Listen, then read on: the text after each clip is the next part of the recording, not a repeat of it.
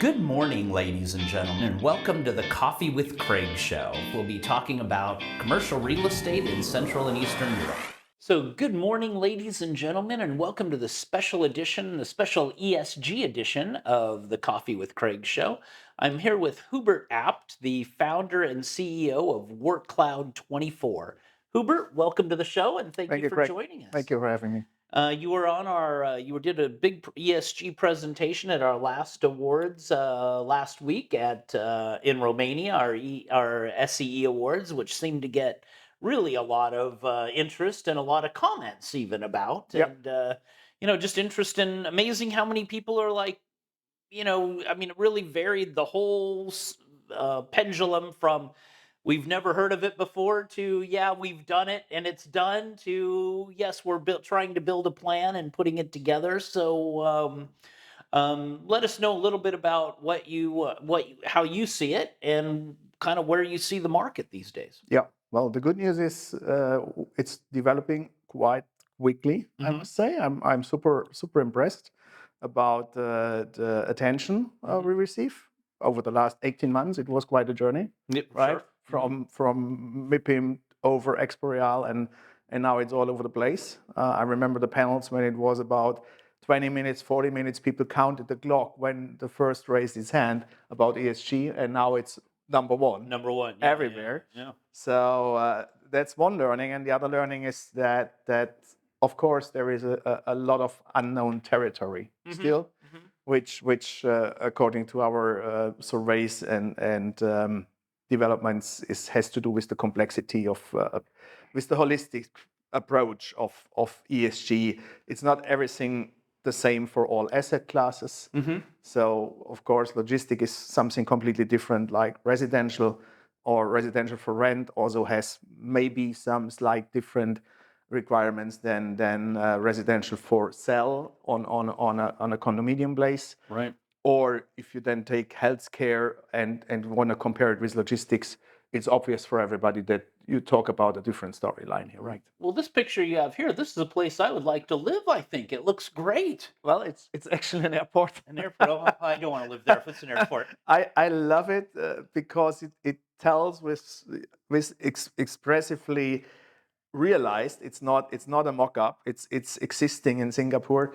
It shows us what ESG can do, how ESG can convert a place and the perception of a place. Mm-hmm. Yes, and we all agree. I mean, they are advertising come to Singapore airport for holidays. Mm-hmm. Yeah, sure. So It looks just to nice. It spend looks calm. 2 days there, right, Right. in an airport, and if we're going now to Bucharest airport, we can't Yeah, we imagine. were just there. Yeah. We can't imagine to spend more than 2 hours there. Yeah, You want to get through it as fast as possible. yes, yes, yes. So is this a net zero airport or do they talk about that or what does this mean actually? I'm pretty sure because the government of Singapore is quite strict on that, and they are leading that part of the world for sure. Mhm.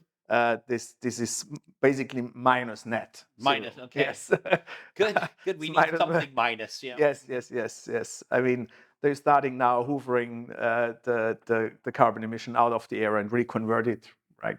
Right. Yeah, And exactly. I guess in Iceland they put it back to the earth, Right. and somewhere else they convert it to whatever energy storage. I don't know, but it's a trend. China, India, the EU, and US are just Yeah, helping them produce some so yeah, they can put it yeah. back. Good. Uh-huh. I mean, what's positive to say overall these presentations and discussions?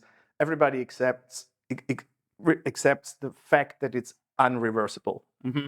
right? And a lot of people don't believe in climate change or global warming, but this is not necessary at all because it's just the fact. If you want to stay in business, you need to comply one way or the other. Simple Right. as that. And plus, you want to just breathe cleaner air.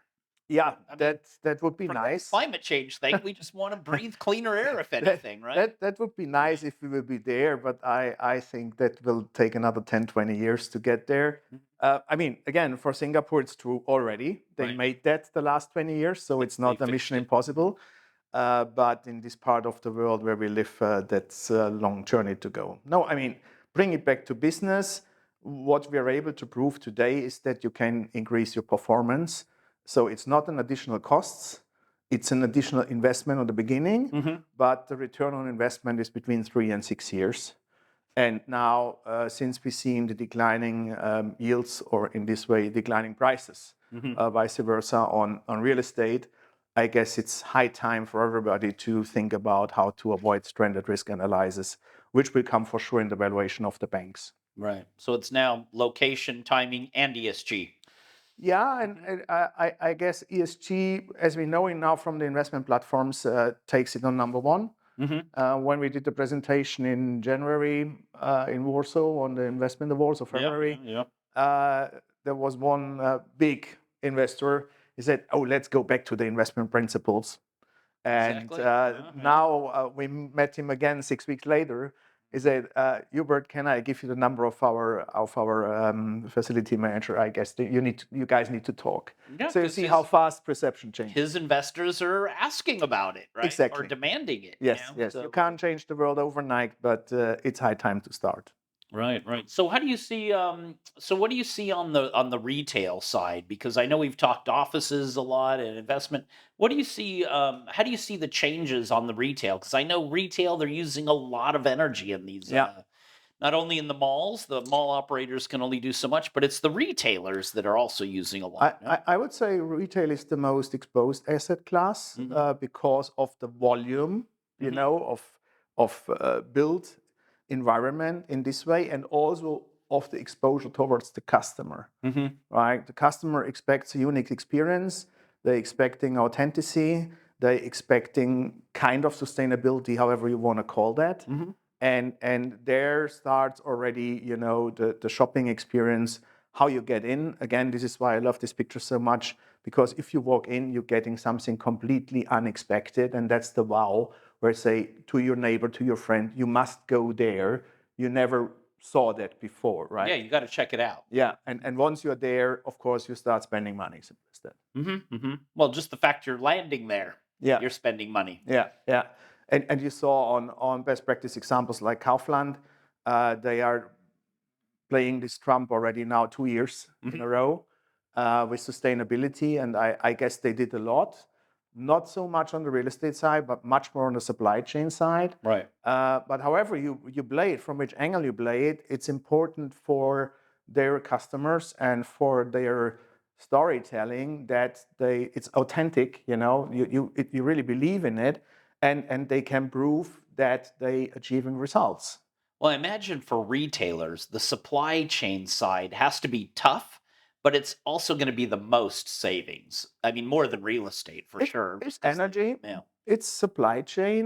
Hmm. I'm not sure it was NEPI, I guess, for Castle. They disclosed last year, October, Q4, some number, I'm not right, maybe 5 or 6 million euros they saved on marketing due to compliance on ESG and sustainability. Hmm. So it's a supplementing also, to telling a story and hooking in clients. So you're talking a different level of marketing. Right, right. Yeah, I mean that, and but if you're watching all the supply chain and you're not bringing in things from around the world, it's saving energy. Yeah. And we know we only can achieve premium if we provide additional quality. And what else you can better provide than a sustainable product?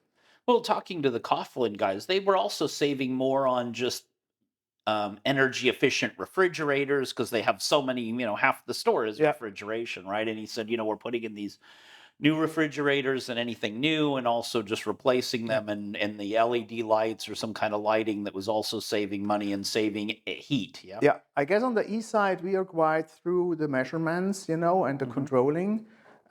It's more to discover it on the S side, and this is the storytelling on the supply chain, where you put your stuff from, how you treat your partners, what you do to getting an area of comfort to create something like that, and that's then true also for offices, of course, and for residential. So a few things are on the principles are quite similar through all asset classes. Well, tell our readers or our listeners or our watchers what Work Cloud 24 can do for them.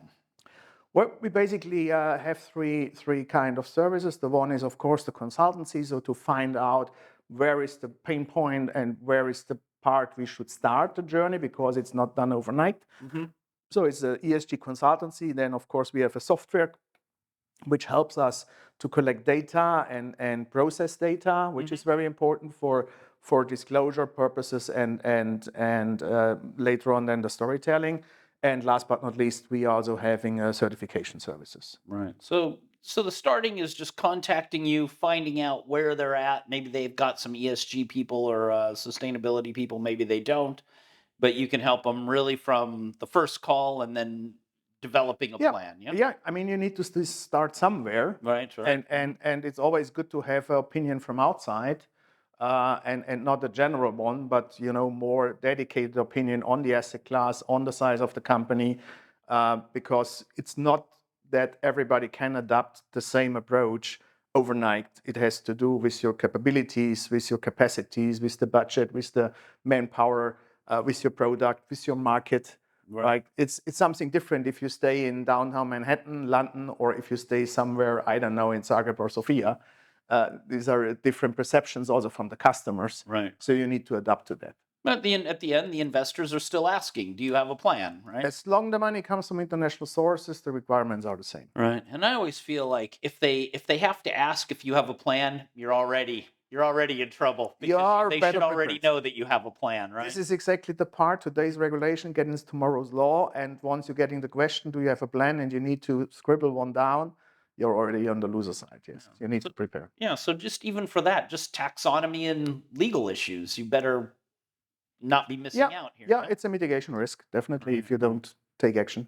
Well, Hubert, thank you for joining us today on Thank you, this Greg. a special edition of our ESG session, and we'll of course tag you in the text lines and put your contacts. So if our viewers want to get in touch with you and learn a bit more about ESG, that'll be the best way Thank you. to More to follow. come for sure, yes. Okay, Thank you. great.